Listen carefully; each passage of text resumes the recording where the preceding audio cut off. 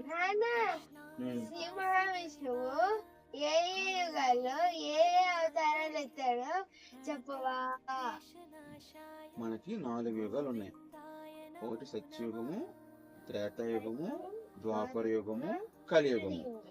So ఈ 4 యుగాల్లో శ్రీ మహావిష్ణువు రకరకాల అవతారాల్లో వచ్చి రాక్షసులను ఎదిరించి జనాల్ని అలాగే దేవతల్ని కాపాడారు.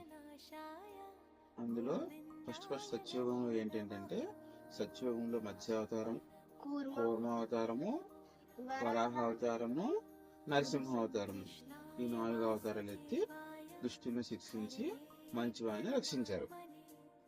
తర్వాత ఏంటి త్రేతాయుగం. త్రేతాయుగంలో ఆయన వామన అవతారము, పరశురామ అవతారము, అలాగే శ్రీరామ అవతారం ఎత్తి మళ్ళీ సేమ్ రాక్షసుని చంపి జనాన్ని కాపాడారు. ద్వాపర యుగంలో కూడా విష్ణువు మునుపుడి యుగాల లెక్కనే బలరామ అవతారము అలాగే కృష్ణ అవతారం ఎత్తి మనల్ని కాపాడారు.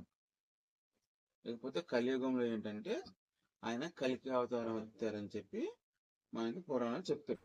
ఇంకా అవతారం రాలేదు, వచ్చాక తెలుస్తుంది. అది రావడానికి కూడా చాలా టైం ఉంది. ఇవి మనకున్న 4 యుగాలు. ఆ 4 యుగాల్లో శ్రీ మహావిష్ణువు ఎత్తిన అవతారాలు. ఓకేనా? Thanks for watching.